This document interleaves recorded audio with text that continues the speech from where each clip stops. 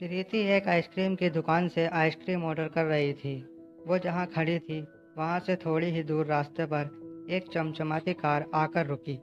इस कार में से एक कपल बाहर आए जो पास के मॉल में जाने लगे। उस महिला की नज़र आइसक्रीम ले रही प्रीति पर पड़ी।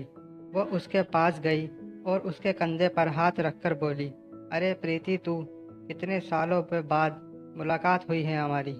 प्रीति ने उस महिला को पहचान लिया। वो कोई और नहीं, उसकी कॉलेज की सहेली नेहा थी। नेहा को देखकर वो खुश हो गई और उसकी ठाट बाट वाली जिंदगी से उसे खुशी भी हुई और मन ही मन अपनी जिंदगी से तुलना करने से दुख भी। नेहा ने उससे उसका हालचाल पूछा और वो वहाँ क्या कर रही है वो भी।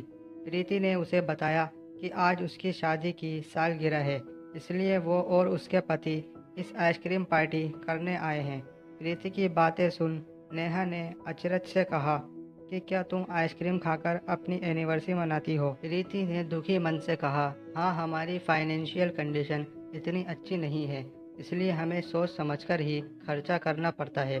नेहा ने अपनी बड़ाई मारते हुए कहा कि उसका पति उसे एनिवर्सरी पर लंदन ले गया था। वो आगे बोली कि उन्होंने उसे ये डायमंड की घड़ी भी गिफ्ट दी।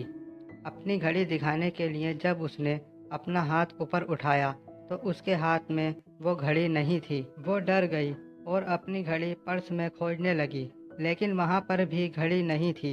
इसीलिए उसने पास में खड़े अपने पति को घड़ी खो जाने की बात करी।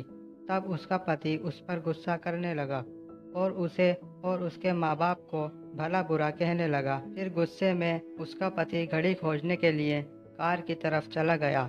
प्रीति ये सब हैरानी से देख रही थी। उसने नेहा से पूछा कि उसका पति उससे कैसे बात करता है। नेहा ने आंखों में आंसुओं के साथ कहा कि उसके ससुराल वाले रिश्तों से ज़्यादा पैसों से प्यार करते हैं। प्रीति को कुछ दिन पहले की बात याद आई जब उससे नया मोबाइल गलती से टूट गया था।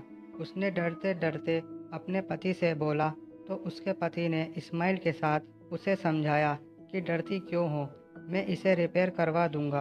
उसने आज जो कुछ देखा और महसूस किया था, उसने उसे अपनी ज़िंदगी को पॉजिटिव दृष्टिकोण से देखना सिखा दिया। दोस्तों, ये कहानी आपको कैसी लगी हमें कमेंट करके ज़रूर बताइएगा, और हमारी वीडियो अच्छी लगी हो तो वीडियो को एक लाइक ज़रूर से करिएगा, और हमारे चैनल पर नए हो तो चैनल को सब्सक्राइब ज़रूर करना। कहानी सुनने के लिए धन्यवाद दोस्तों।